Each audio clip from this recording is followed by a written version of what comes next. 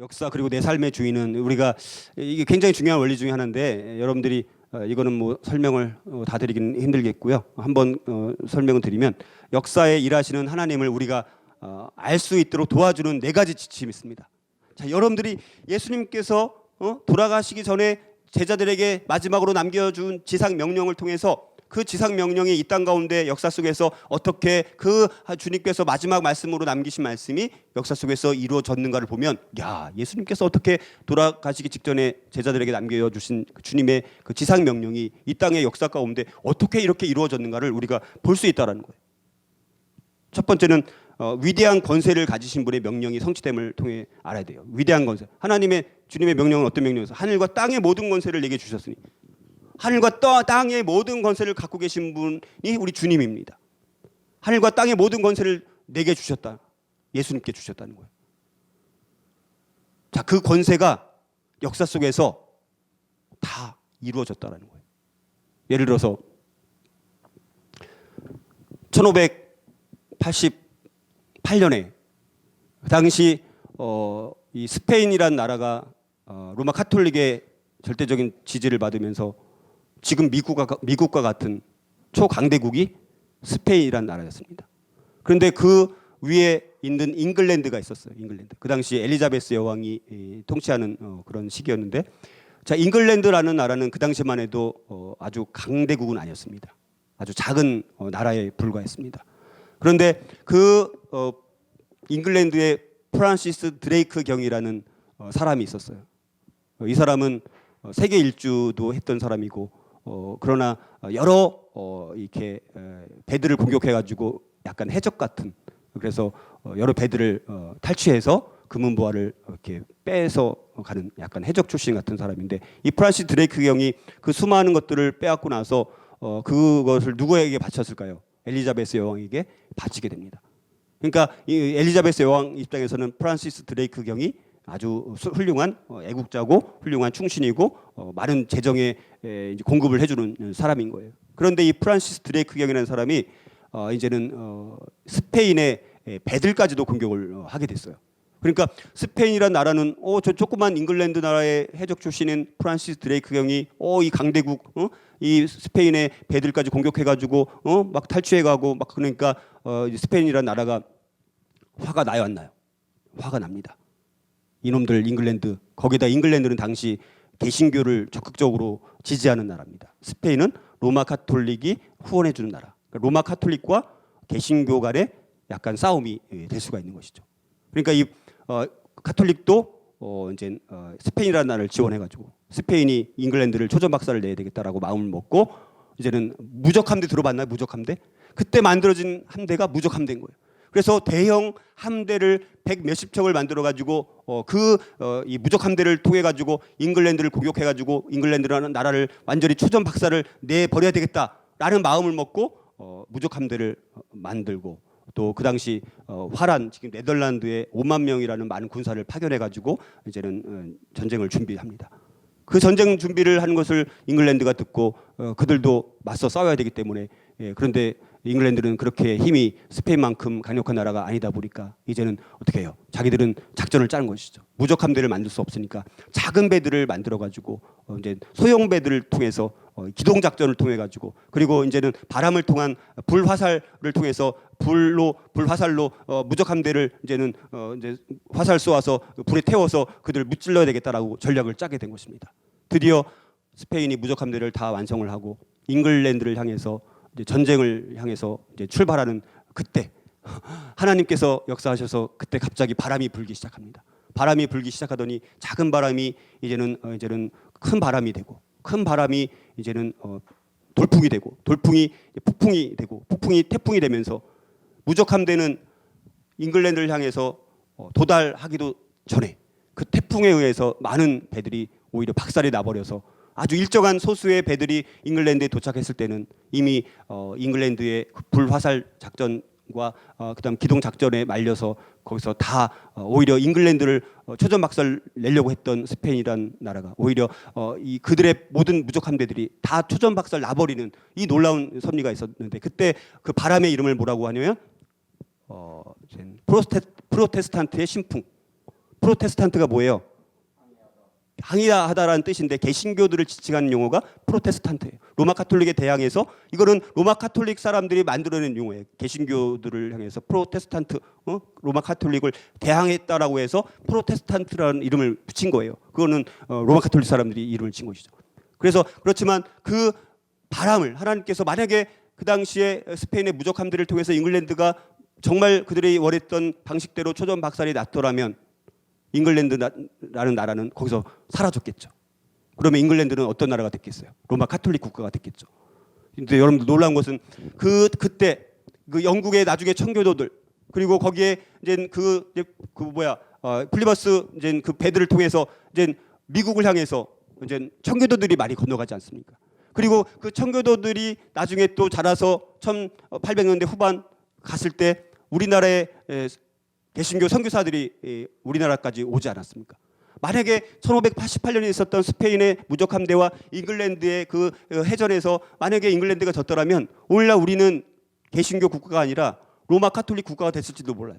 왜냐하면 선교사들이 로마 카톨릭 선교사들만 왔겠죠. 개신교는 미국에 많이 없었다면 여기까지 오지 않았을지도 모른다는 것이죠.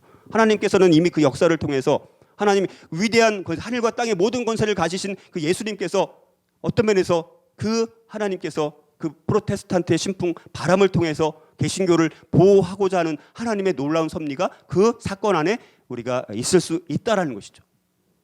그런데 더 놀라운 것은 불과 4년 뒤에 1592년에 또 어떤 전쟁이 일어납니까? 우리나라에서 임진왜란이 일어나요.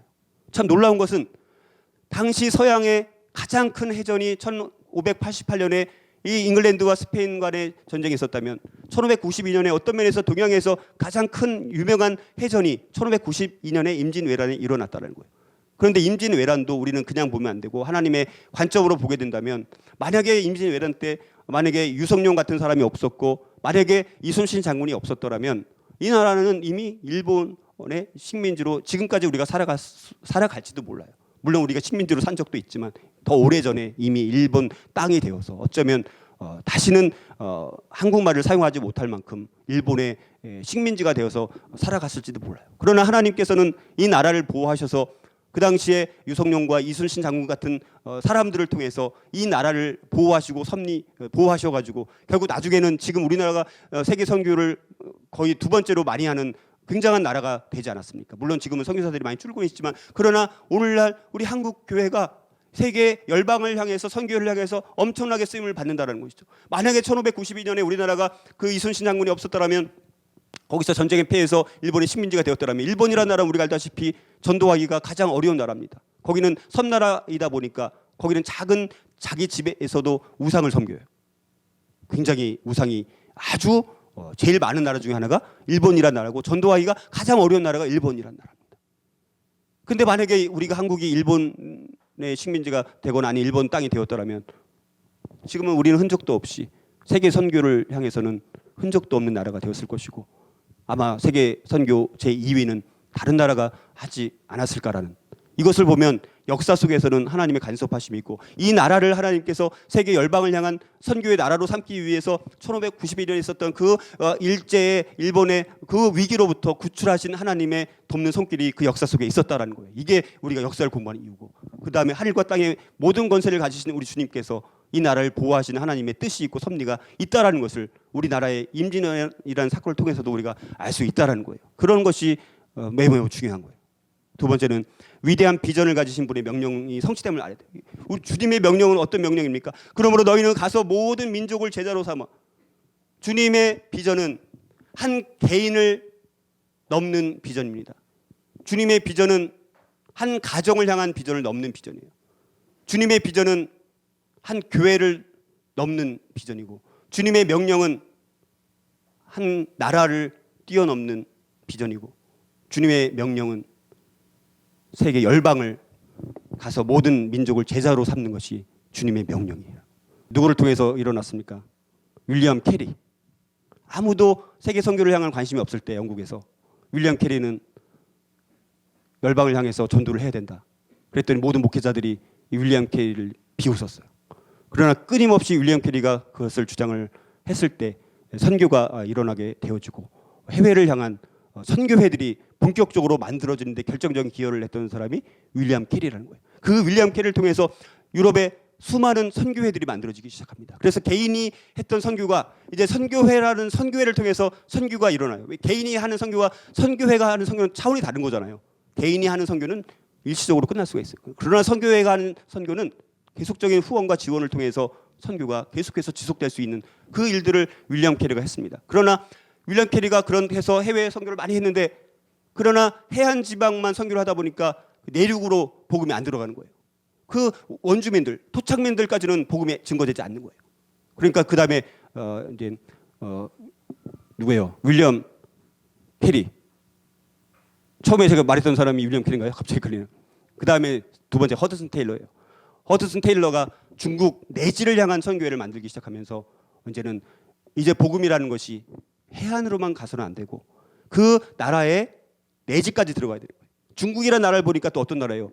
한 나라지만 언어가 몇백 개 되나? 모르겠어요. 그 나라는 한 나라지만 보니까 종족이란 개념이 있던 거예요. 종족. 그리고 원주민, 그 내륙으로 들어가지 않으면 안 된다는 거. 종족은 또 다음이에요. 그래서 내륙으로 들어가야 된다는 것을 이제 발견하게 되어지고 그 다음에 이제는 카메론 타우젠트라는 사람에 의해서 이제 종족이라는 것이 발견이 돼요. 보니까 아까 말씀드렸던 중국이라든가 인도 같은 나라는 보니까 한 나라 안에 수많은 언어들이 있는 거예요. 수많은 종족들이 있는 거예요. 그러니까 언어가 안 되니까 인도라는 한 지역에 성경이 들어가고 복음이 들어갔다라고 해서 거기 있는 다른 종족들까지는 영향이 안 가는 거예요. 그러면서 이제는 그것이 이제 종족의 개념으로 해서 지금 이제 미전도 종족이라는 개념이 그래서 발생한 거예요. 그러니까 이건 다시 말해서 주님의 그러므로 너희는 가서 모든 민족을 제자로 삼아라는 이 비전이 우리 역사를 통해서 살펴보니까 이것들이 끊임없이 지금까지 나가고 있고 앞으로 계속해서 이루어 나갈 거라는 거예요. 우리가 이거를 주님이 주신 지상명령이라는 것이 이래서 중요한 거예요. 진짜 우리 역사 속에서 2000년이 흘러가서 보니까 주님께서 명령하셨던 이 지상명령이 다 이루어지고 있다는 놀라운 사실을 우리가 발견하게 된다는 사실입니다. 세 번째는 약속을 가지신 분의 명령이 성취됨을 통해서 세상 끝날까지 너희와 항상 함께 있으리라. 역사를 살펴보게 되면 수많은 위기와 이 기독교가 이제 완전히 망할 수 있는 상황들이 많이 있었어요. 그러나 그런 상황 속에서도 하나님은 고통 가운데서도 그리스도인을 살려주셨고 그리고 실제 순교했을지라도 그 순교의 역사를 통해서 더 많은 사람들에게 하나님을 믿게 만드는 놀라운 역사들이 역설적으로 일어났다는 거예요. 그것은 세상 끝날까지 우리 그리스도인들과 항상 함께 있으리라는 주님의 약속이 성취되었기 때문에 그렇게 수많은 사람들이 순교 당했음에도 불구하고 끊임없이 복음은 더욱더 넓게 증거되어졌다라는 사실입니다. 이 말씀이 바로 저와 여러분들에게도 실제 이루어지고 있다는 거예요.